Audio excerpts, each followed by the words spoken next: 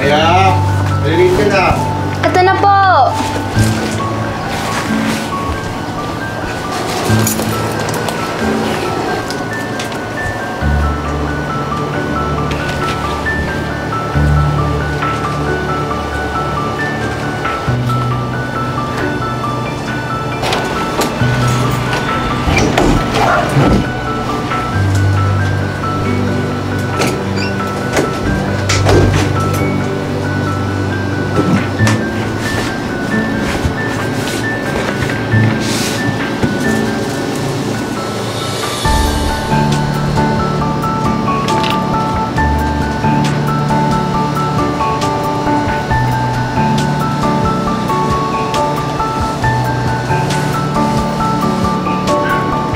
Hello po.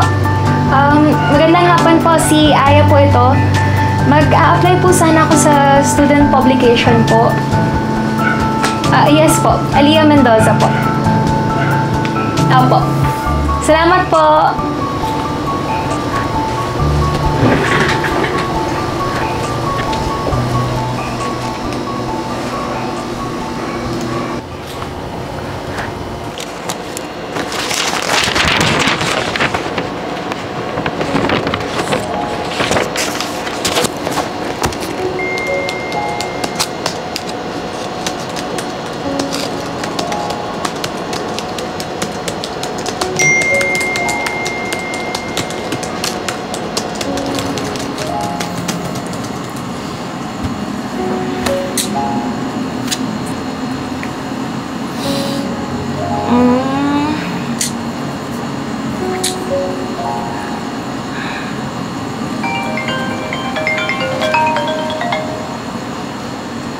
Hello po, miss? Hello, Aya.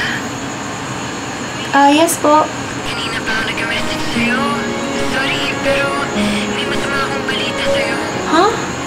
Ano po yun? Kasi hindi natanggap yung article mo eh. Ha? Bakit po? Ilang gabi ko po yung pinapuyatan. Ano pong nangyari? Pasensya ka na ha. Alam kong matagal mo itong hinihintay. Kaso, mas prioritize kasi yung ibang article. Sige po. Naiintindihan ko. Bawi ka na lang sa susunod.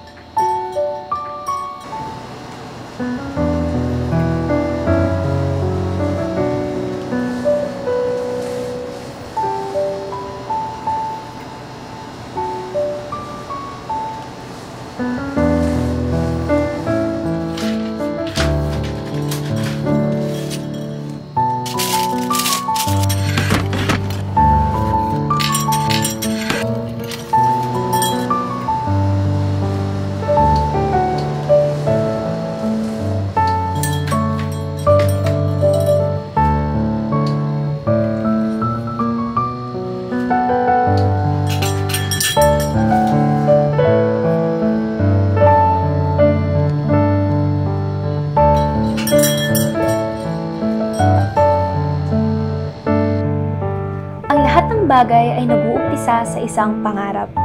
Sa simpleng pagtanong pa lang nila nanay at tatay nung bata ako ng mga salitang, "Anak, anong gusto mo maging paglaki mo?" At ang lagi kong sagot, "Gusto ko pong maging manunulat." Doon ko nalaman na hindi pala pwedeng puro pangarap lang. Kaya nagsumikap ako, hindi lang sa pag-aaral, kundi sa buhay. At patunayan sa aking sarili na kaya kong lagpasan kahit anong pagsubok na aking harapin. Akala ko noon madali ang aking dadaanan. Ngunit, parte pala talaga ng buhay ang mga lubak na magbibigay sa akin ng grabing bigat. Parang mas gugustuhin ko na lang sumuko. Kailangan ko lang palang balikan kung paano ako nag-umpisa. Ngayon, alam ko na ang sagot sa tanong na, kaya ko ba? Oo, kaya!